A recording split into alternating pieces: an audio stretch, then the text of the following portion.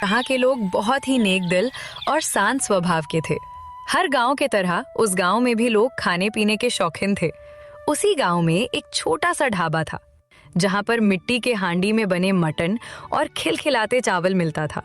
ढाबे के मालिक, जिनका नाम हरीराम सिंह था, वो बहुत ही अच्छे व्यक्ति था। सबके साथ आराम से बातचीत किया करता, बिना कोई भेदभाव के। अगर कोई भूखा बिना पैसों के आता तो उसे भरपेट भोजन जरूर देता। उनका एक नौकर था, बबलू, जो बहुत ही लालची और अकड़ू टाइप का आदमी था। वो था तो गरीब, लेकिन अपने आप को किसी महाराजा से कम नहीं समझता। उनके ढाबे पर हमेशा लोगों की भीड़ लगी रहती थी। वाह भाई, आज तुम्हारे हाथ की बनी हांडी मटन खाकर मजा आ गया। इसमें ऐसा क्या डालते हो कि इतनी स्वादिष्ट बनती है? मुझे भी बताओ ताकि मैं अपनी पत्नी से घर पर ऐसी हांडी मटन बनवा सकूं। भाई ऐसा कोई सिगरेट मसाला नहीं डालता मैं तो बस ताजा मटन और क्वालिटी वाला तेल मसाला इस्तेमाल करता हूँ बस। वो तो आप लोगों का प्यार है, जो आप लोग इतना प्यार देते हैं मेरे ढाबे को। अच्छा कोई बात नहीं, अब जल्दी से मेरे लिए 1 प्लेट मटन हांडी पैक कर दो। हाँ, ये बात काम की कही तुमने। रुको, अभी पैक करके देता हूँ। हरीराम की हांडी मटन पूरे गांव में मशहूर हो चुकी थी, जिसकी वजह से हरीराम बहुत पैसा कमाता। लेकिन उनका नौकर ठहरा लालची आदमी। जब ढाबे के मालिक नहीं रहते, तब वो प्लेट की ज्यादा दाम बताकर ग्राहकों से पैसे ऐंठ लेता और खुद की जेब भरता। फिर भी उसके अंदर पैसों की भूख नहीं मरती थी। एक दिन 2 ग्राहक आए जो हरीराम से जलते थे। वो चाहते थे कि ये ढाबा किसी तरह बंद हो जाए। अरे बबलू मालिक, हमें भी मटन खिलाओ। क्या क्या कहा तुमने? मालिक और मैं? हाँ भाई, हमारे लिए तो तुम ही इस ढाबे के मालिक हो।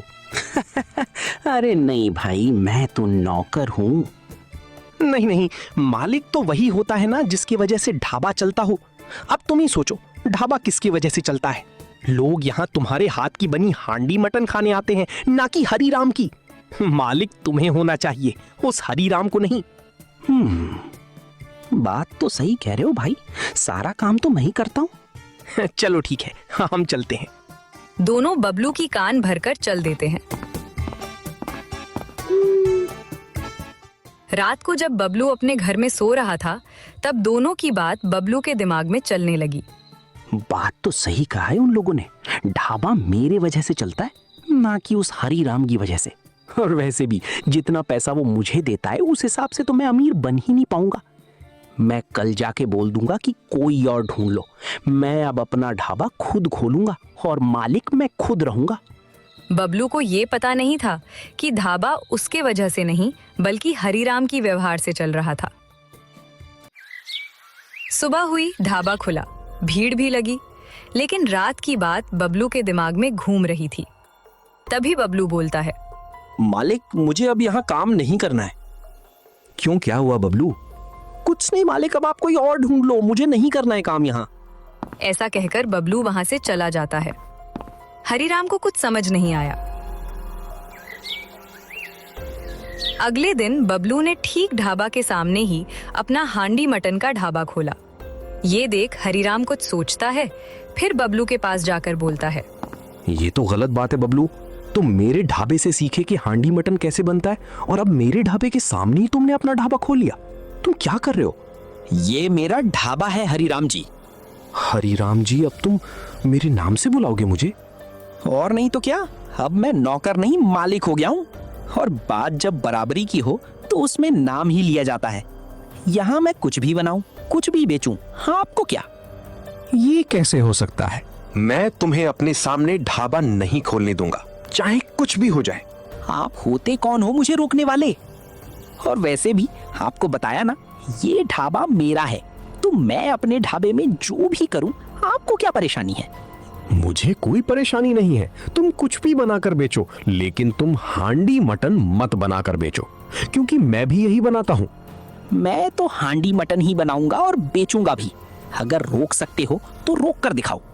वैसे भी इतने बड़े गांव में आपका अकेले का ही ढाबा है। अगर मैं भी एक ढाबा खोल लूंगा तो आपका क्या नुकसान है? आपके ग्राहक तो आपके पास ही आएंगे ना। नहीं, मेरे ग्राहक तुम्हारे पास भी चले आएंगे। मैं जानता हूँ, गांव में नया ढाबा देखकर सब तुम्हारे पास आएंगे, और मैं ऐसा नहीं होने दूंगा। हरीराम जी, मैं इज्जत से पेश आ रहा हूँ, इसका मतलब ये नहीं आप कुछ भी बोलो। लगता है आपका दिमाग खराब हो गया है। इसी बात पर दोनों में झगड़ा शुरू हो गया। मामला गांव के मुखिया तक पहुंच गया। तब मुखिया ने कहा, क्या हुआ हरीराम? क्या हुआ बबलू? तुम दोनों आपस में क्यों झगड़ रहे हो? मुखिया जी, आप तो जानते हैं मेरा ढाबा इस गांव में बहुत पुराना है। फिर ये जो मेरा नौकर हुआ करता था, मेरे सामने हांडी मटन का ढाबा कैसे खोल सकता है? इससे मेरे ढाबे पर असर पड़ेगा। अरे हरीराम, कुछ नहीं होगा। और वैसे भी इस गांव में तुम्हारा अकेले का मटन ढाबा है। अगर ये भी ढाबा खोल लेगा तो थोड़ा बहुत ये भी कमा लेगा।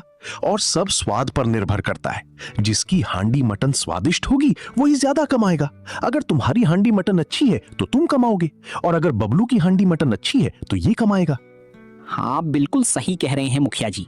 मैंने भी इन्हें बहुत समझाने की कोशिश की, लेकिन ये समझ ही नहीं रहे। ये सुनकर हरीराम बोला, ठीक है मुखिया जी, मैं आपकी बात मानता हूं, लेकिन इससे बोल दीजिए कि मेरे ग्राहक को ये अपने यहां ना बुलाए। ठीक है बबलू, तुम इनके ग्राहक को अपने पास नहीं बुलाओगे। जो अपनी मर्जी से आएगा उसे ही खिलाओगे। ठीक है मुखिया जी, मुझे मंजूर है। इसके बाद वो वहां से चले गए। रास्ते में बबलू बहुत खुश था। अब मैं बताता हूँ हरीराम को कि ढाबा कैसे चलाया जाता है। बबलू ने अपना ढाबा खोल लिया। उधर हरीराम के पुराने ग्राहक उसके पास जाने लगे। ये देखकर बबलू बहुत परेशान हो गया। लालच उसके दिमाग पर चढ़ गया था।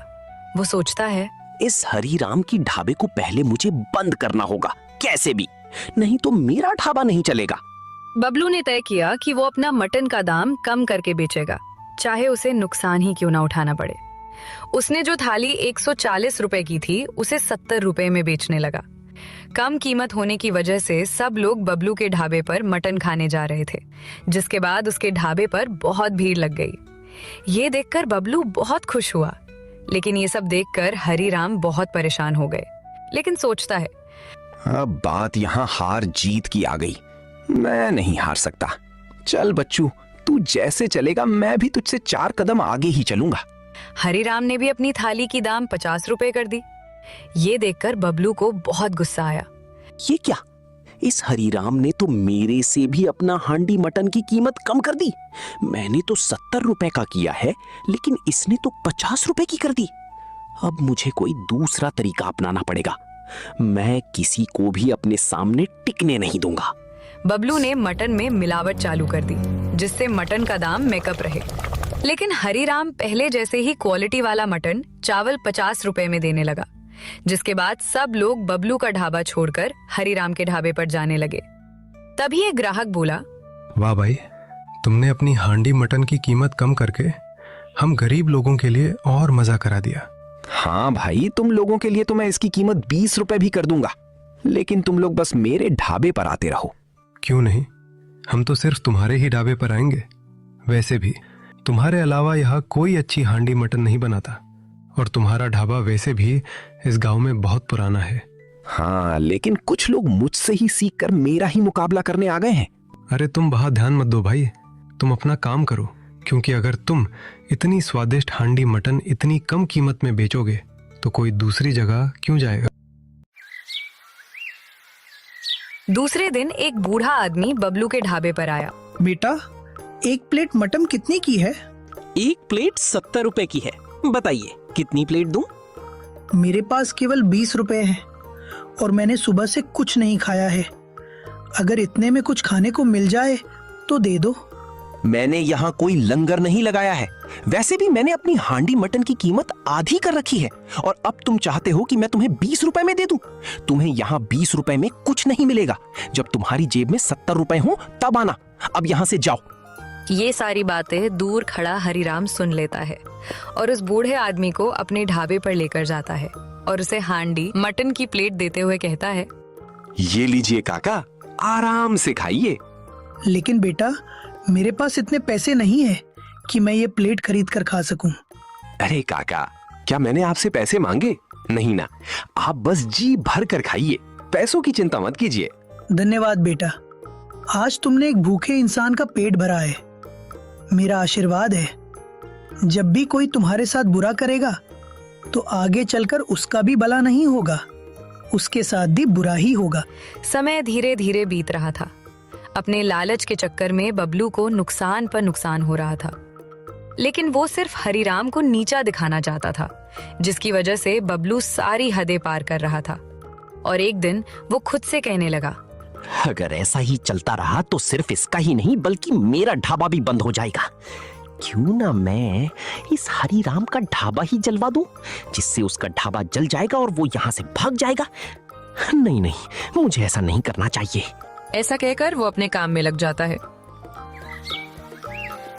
अगली सुबह जैसे ही हरीराम अपने ढाबे पर पहुंचता है, वो जोर जोर से चिल्लाने लगता है, अरे मेरे ढाबे को किसी ने जला दिया, कोई तो आग बुझाओ, मैं तो अब लुट गया भैया, बर्बाद हो गया, अब क्या करूं मैं।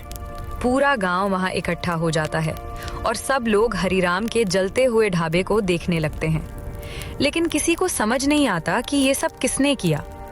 तब हरीराम बबलू की तरफ देखकर कहता है, मुझे पूरा यकीन है कि ये सब बबलू ने किया है। मुझे पता है ये मुझसे और मेरे ढाबे से जलता था। मैं ऐसा क्यों करूंगा? मैं आपसे क्यों जलूंगा? हाँ, मैंने आपके सामने अपना ढाबा खोला है, लेकिन इसका मतलब ये नहीं कि मैं आपका ढाबा जला दूंगा। मेरा भी एक ढाबा है और मुझे पता है कि एक ढाबा चलाने वाला अपने ढाबे से कितना प्यार करता है।